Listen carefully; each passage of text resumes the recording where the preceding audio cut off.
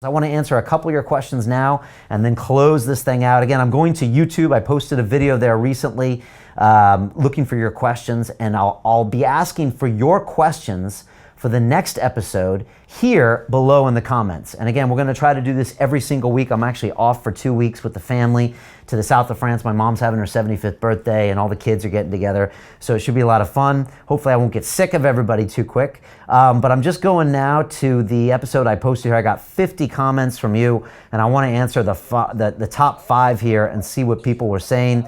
The first one comes from Angel One, who said, how did your pee taste when you refiltered it again? And of course, we're talking about, and then they also said, tell me about the 10 Commandments and the ayahuasca experience. I had Timothy Sheaf on the show recently, and he was involved in testing urine therapy, where you actually drink your own urine. And it's something that I was curious about because I had seen the fighter Lyoto Machida from the UFC drink his own urine with his father like 8-10 years ago. And I was always like, oh, that's kind of curious and also weird. So I did it with Tim live on the show. Again, London Real sometimes pushes me to do things out of my comfort zone. You know, it didn't taste that bad and I felt okay. I did it 2 days in a row, and I did a water fast the next day, which was 36 hours without eating. Again, it was fairly challenging, but I got through it and I learned a lot. To be determined on if I'll continue with the urine, but it didn't kill me. And they say that which does not kill you makes you stronger. So I felt stronger being able to do that. So I highly recommend experimenting. I don't know the science on it, all right?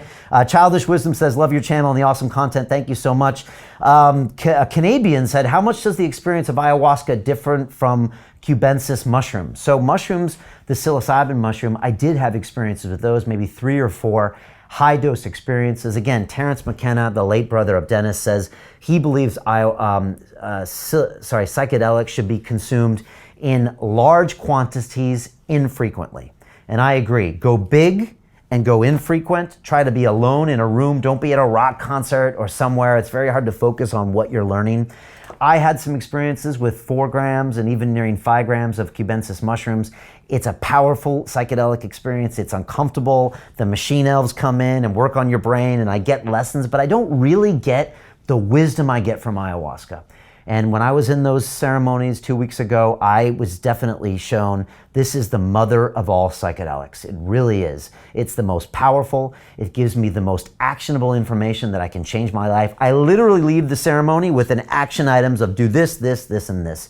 It even checks in on me at the end of the ceremony and said, Brian, did you get that? I'm going to check up on you in 3 months. If you haven't done these, I'm going to be upset with you. I don't get that in DMT.